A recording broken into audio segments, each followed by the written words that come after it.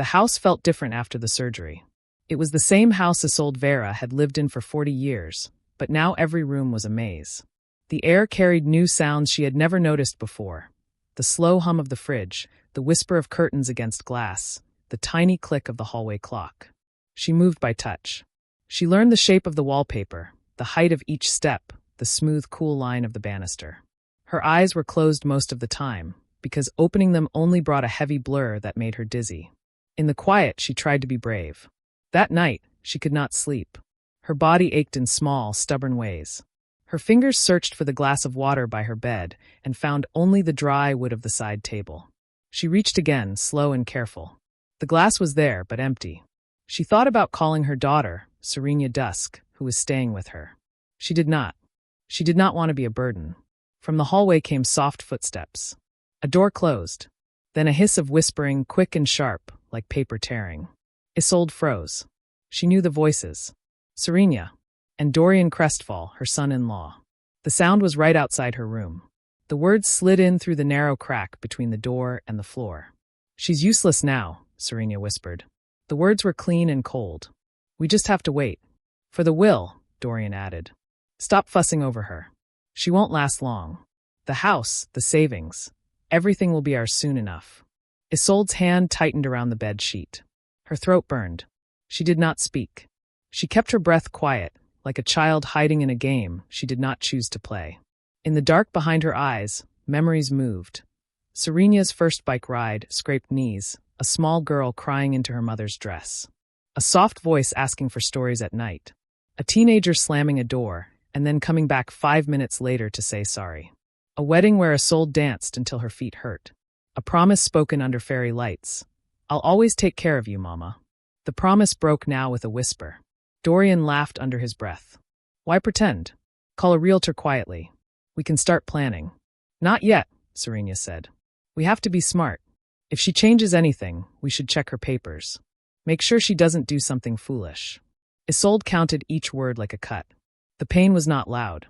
It was the kind that sits low in the chest and makes your heart feel heavy, like carrying water in a bowl and trying not to spill. She made her face calm. She did not move.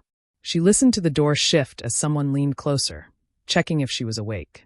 She let her hand slip off the glass with a soft clink, like a sleeping person who had twitched in a dream.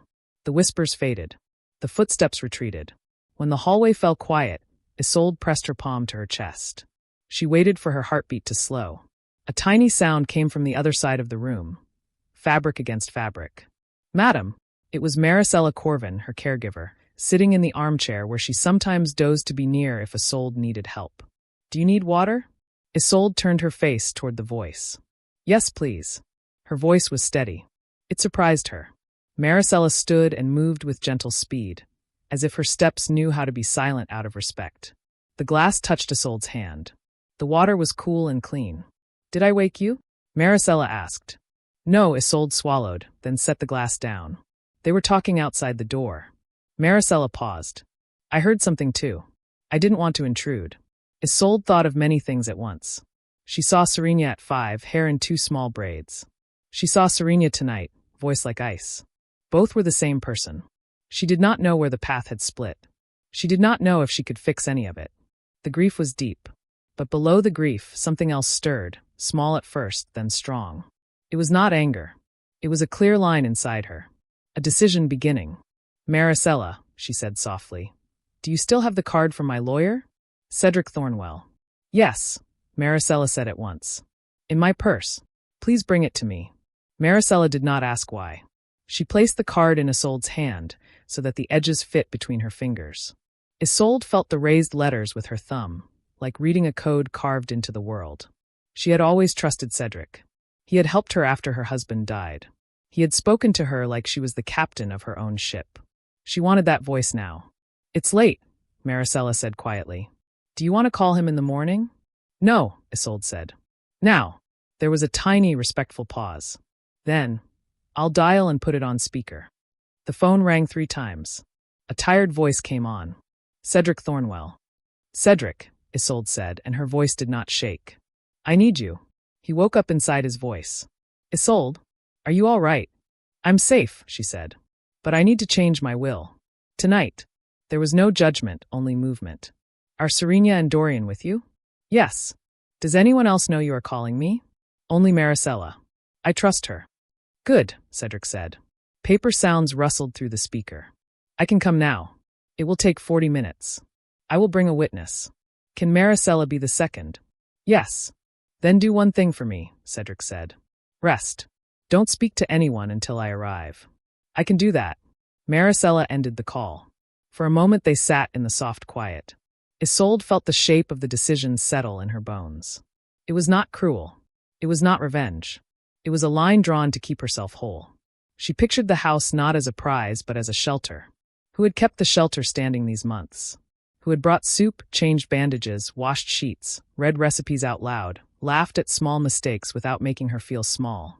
Not Serena. Not Dorian. Maricela had guarded the light when Isolde could not see it. May I open the window? Maricela asked. Yes, Isolde said. Night air slipped in, cool and thin. Somewhere in the street a dog barked and then apologized with silence. Isolde let the sounds paint the room. She could feel where the chair was by the shape the air made around it. She could feel where Maricela stood by the soft warmth of another human body near hers. She breathed. The clock clicked. Each second was a step toward the doorbell that would ring and change everything. Footsteps returned in the hall, heavier this time. Serena's voice came through the door, bright and false. Mother, are you awake? Isolde kept her tone mild. I'm resting, dear. Do you need anything? The sweetness sat wrong, like perfume sprayed to hide smoke. I'm fine. Good, Serena said. The pause was short and sharp. Try not to call people at odd hours. It disturbs the house. I won't, Isolde said. It was the truth. The call had already been made. The footsteps left. Isolde turned her face toward the ceiling and counted her breaths. She thought of tomorrow's breakfast and how the air would feel in the kitchen when the kettle sang. She felt the words she would say lining up in her mouth, simple and neat, like plates stacked in a cabinet. You won't need to worry about this house anymore. She practiced the tone, not cruel, not shaken. Just certain. Headlights brushed across the curtains. Tires rolled over gravel. A car door closed. Another. The doorbell rang, 3 polite notes. Maricela touched Isolde's shoulder. He's here. Let him in, Isolde said. In the hall, voices greeted each other in low, careful tones. Shoes were taken off. A briefcase clicked open. Paper moved like soft rain. Cedric's footsteps stopped at the bedroom door. Isolde, he said, and the room felt steadier. Shall we begin? Isolde sat up straighter, hands folded in her lap, chin high though her eyes were closed to the blur. Yes, she said. We shall. And in that small room, while the house slept and the night held its breath, the old life ended and the new one quietly began. The sun rose slowly the next morning, filling the curtains with pale light. Isolde Vera sat in her chair near the window, though her eyes could not see the colors of dawn. She could feel it, the warmth on her skin, the faint hum of life waking outside. But inside the house, the air felt heavy. The papers Cedric Thornwell had brought last night were signed and sealed. They rested now inside his briefcase, locked and safe. With every stroke of her pen, guided carefully by Cedric's hand, she had taken back her dignity. The house, the savings, and everything else she owned no longer belonged to Serena Dusk or Dorian Crestfall. They belonged to Maricela Corvin, the only person who had shown her kindness when she needed it most.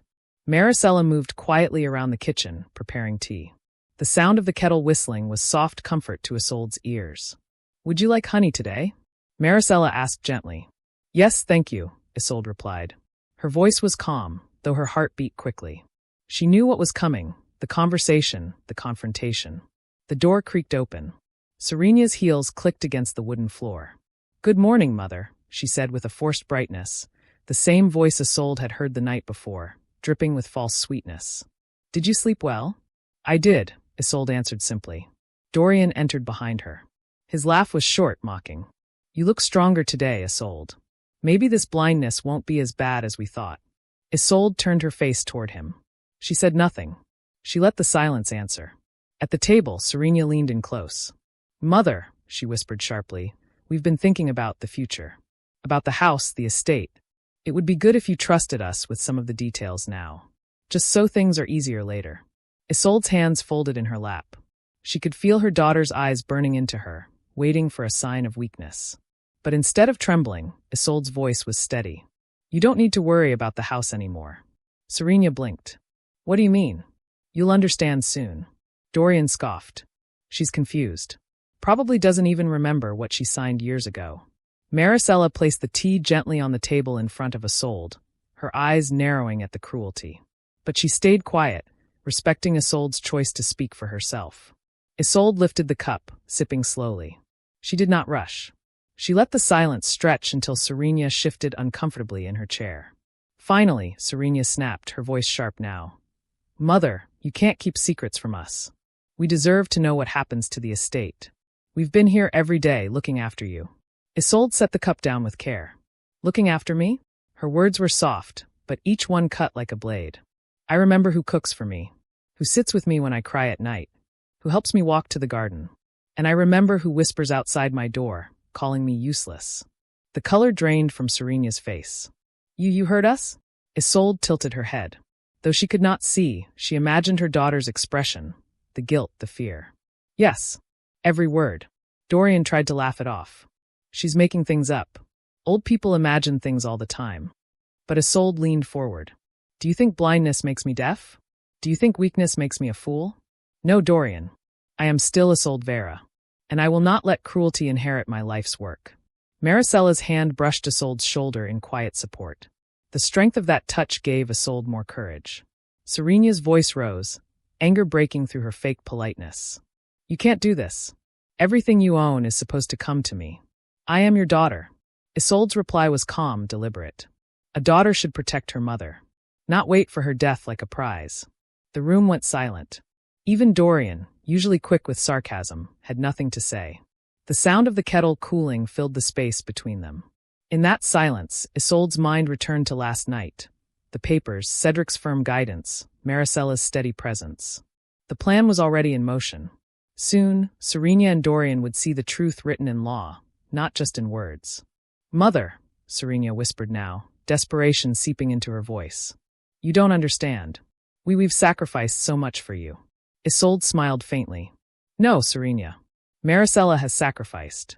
She gave me her time, her care, her kindness. You gave me only fear and loneliness. Dorian slammed his hand on the table. This is ridiculous. You can't just erase us. Isolde straightened her back. Her voice carried finality. I already have. The words hung in the air like thunder after lightning. Serena's eyes darted to Dorian, searching for reassurance, but he had none to give. Isolde rose slowly, leaning on her cane. Her legs trembled, but her spirit stood taller than it had in months. She turned toward the door, toward the light pressing against the curtains. Enjoy your breakfast, she said quietly. It may be your last one here. And with that, she left the room. Behind her, Serena's voice cracked with panic. Dorian, she can't mean it. She wouldn't. But Dorian's silence was heavier than his words. He knew. Deep down, he knew the old woman was not bluffing. Upstairs, Isolde sat on her bed, breathing deeply. For the first time since losing her sight, she felt not like a burden, but like a fighter. The plan was real. The law was on her side. All she had to do now was wait for the storm to break. And when it did, she would be ready. The morning passed slowly. Isolde Vera sat in her chair, her cane resting across her lap, while Maricela Corvin moved gently through the house. Every sound mattered now. The scrape of Dorian Crestfall's chair, the angry shuffle of Serena Dusk's footsteps, the quiet clink of dishes being put away too roughly. The house was tense, like a rope pulled too tight, ready to snap. Serena had barely spoken since breakfast. When she did, her voice was clipped and sharp. Dorian, however, paced around the living room, muttering under his breath. She's bluffing. She has to be bluffing. There's no way she could have done anything without us knowing. But doubt was already creeping into his voice. He had seen the calm in Isolde's face, the certainty in her words. That wasn't the voice of a confused old woman. It was the voice of someone who had already made her move. Mother can't change the will, Serena said, trying to convince herself as much as Dorian. It's impossible. We live here. We see everything. She wouldn't even know where to begin. Isolde sat quietly in the corner, listening. Her blindness forced her to pay attention not to faces, but to tones, to breaths, to the weight behind every word. She could hear the cracks in Serena's confidence. She could hear the fear in Dorian's muttering. And inside her, she felt something she hadn't felt in months, strength. Maricela entered the room with a tray of tea. She placed it carefully in front of Isolde, her hand brushing lightly against Isolde's arm to guide her fingers to the cup. It was such a small gesture, but it spoke louder than Serena's empty promises. "Thank you," Isolde whispered. Maricela gave her a quiet smile, one that carried encouragement. She did not need to speak. The loyalty in her actions said enough. Across the room, Serena's patience snapped. "Mother, this nonsense has gone on long enough. What did you mean when you said we won't need to worry about the house anymore?" Isolde sipped her tea, calm and slow. "I meant exactly what I said." Serena stepped closer, her shoes clicking sharply against the wooden floor. "You've been confused since the surgery. You don't know what you're saying. You can't just throw away your family for a servant." Maricela's head turned sharply, but before she could defend herself, Isolde raised her hand. "Don't call her that. She is more of a daughter to me than you have been." The words hit Serena like a slap. For a moment, she had no reply. Dorian scoffed. "Fine. If you want to play this game, then prove it. Show us the papers. Show us what you supposedly signed. You'll see them soon enough," Isolde said softly. The calm in her tone only fueled their panic. Dorian cursed under his breath and stormed into the study. Papers rustled, drawers opened and slammed shut, but he found nothing. When he returned, sweat lined his forehead. "There's nothing here," he muttered. Of course there wasn't. Cedric Thornwell had taken the new will with him last night, locked safely in his office. "Mother," Serena pleaded now, her anger turning into desperation. "You don't mean this. I'm your daughter. You can't just give everything to someone else. You raised me, you taught me everything I know. Doesn't that mean anything?" Isolde's heart ached. Once, she would have given her life for Serena. She remembered every bedtime story, every school play, every moment of pride. But she also remembered the words whispered in the dark, the cruelty in her daughter's voice. "Blood makes us related," Isolde said quietly. "Love makes us family. And you stopped loving me the moment you saw me as a burden." Serena's breath hitched. She looked at Dorian, but he only shook his head, lost in his own panic. The day dragged on. Hours felt like days. Serena and Dorian whispered in corners, trying to plan, trying to hold on to the life they believed was theirs. Isolde rested in her chair, waiting. She knew it was only a matter of time before the truth arrived at their doorstep. By late afternoon, the tension grew unbearable. Serena slammed a cupboard shut, the sound echoing through the house. "We need to call a lawyer ourselves," she said. "We'll fight this." Dorian's voice was tight. "And what if it's already too late?" The silence that followed was louder than any argument. Upstairs, Isolde smiled faintly. She could feel the storm building around her, but she was no longer afraid. She had faced betrayal. She had faced heartbreak. But now, for the first time, she had taken back control.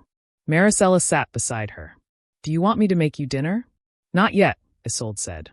Her head turned toward the window, where the faint rumble of a car engine drifted into the room. "Wait." Outside, gravel crunched under tires. Doors opened. Voices murmured. Heavy footsteps approached the house. Then came the sharp sound of the doorbell, 3 firm rings that echoed through the hall. Serena and Dorian froze. They exchanged a glance, confusion and fear spreading across their faces. "Who could that be?" Serena asked, her voice trembling. Isolde gripped her cane tightly. Her lips curved into the faintest smile. "You'll see." And as Maricela moved toward the door, the air inside the house thickened with dread. Serena and Dorian stood rigid, their world tilting toward a truth they weren't ready to face. The storm had finally arrived. The house fell silent after the doorbell rang. The sound echoed through the hall like a warning. Serena Dusk and Dorian Crestfall stood frozen in the middle of the room, their faces pale, their eyes wide. "Don't answer it," Serena whispered quickly. But Maricela Corvin was already walking toward the front door, her steps firm and calm. She opened it, and the creak of the hinges filled the air. 2 uniformed police officers stepped inside. Behind them stood Cedric Thornwell, briefcase in hand. His face was calm, professional, but his eyes flickered briefly toward Isolde Vera with quiet reassurance. Serena gasped. "Mr. Thornwell? What is this?" Dorian stepped forward, trying to sound bold. "There must be some mistake." "There is no mistake," Cedric said firmly. He set his briefcase on the table and opened it. Papers rustled as he pulled out a thick envelope. "Isolde Vera signed new documents last night, in my presence and with legal witnesses. These documents change her will and her estate. Effective immediately." Serena's voice cracked. What do you mean, effective immediately? Cedric's tone was sharp, leaving no room for doubt. This house no longer belongs to either of you. Isolde has named Maricela Corvin as her heir and caretaker. As her legal representative, I've filed the papers this morning. The court approved urgent enforcement. You are ordered to vacate the property. Serena's hands shook as she clutched the edge of the table. No, this can't be real. The police officer stepped forward, holding a folded notice. You have 24 hours to leave these premises. If you refuse, we will remove you by force. Dorian's face twisted with anger. This is ridiculous. She's blind. She doesn't know what she's doing. She's confused. This can't be valid. Cedric's eyes narrowed. Confused? I assure you, I tested her clarity myself last night. Isolde knew exactly what she was signing. The court accepted her will without question. Maricela walked back into the room, her hand resting gently on Isolde's shoulder. Do you want me to say anything? She whispered. Isolde shook her head. Slowly, she rose to her feet, leaning on her cane. Though her eyes could not see them, her voice cut through the air with steady power. I may be blind, Dorian, but I am not weak. I heard your whispers. I heard my daughter call me useless. I may not see your faces, but I see your hearts, and they are empty. Serena's lips trembled. Mother, please. You stopped being my daughter, Isolde continued, her tone calm but heavy. When you wished for my death, you lost the right to call me mother. Tears welled in Serena's eyes, but she said nothing.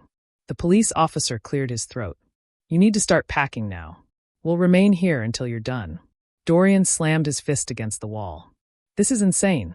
After everything we've done for her. Maricela's voice rose for the first time, sharp and clear. You did nothing for her. You mocked her. You abandoned her when she needed kindness. I was here. I saw everything.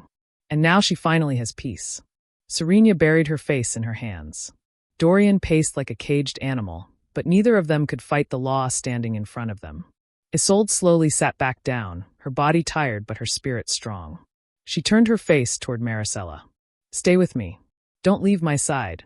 Always, Maricela whispered, squeezing her hand. For the next hour, the house was filled with the sound of drawers opening, bags being stuffed, and footsteps stomping angrily across the floor. Serena wept quietly as she packed her clothes, while Dorian cursed under his breath, blaming everyone but himself. The officers watched carefully, ensuring they caused no damage. When the last suitcase was dragged down the stairs, Dorian glared at Cedric. You'll regret this. Cedric's voice was calm. The only ones who should feel regret are you and your wife. The front door slammed shut behind them. The sound echoed like a final judgment. For the first time in days, the house was quiet again, not heavy with tension, but light with relief. Isolde leaned back in her chair, her fingers still holding Maricela's hand. It's over, she whispered. Yes, Maricela said softly. It's over. Cedric closed his briefcase and gave Isolde a small bow. You were brave, Isolde. Few people have the strength to do what you did. Isolde smiled faintly. It wasn't bravery. It was survival. And survival means choosing who truly loves you. Maricela's eyes filled with tears. You didn't have to give me anything. I would have cared for you no matter what. I know, Isolde said gently. That's why you deserve it. The police left soon after, and Cedric promised to return the next day to finalize smaller details.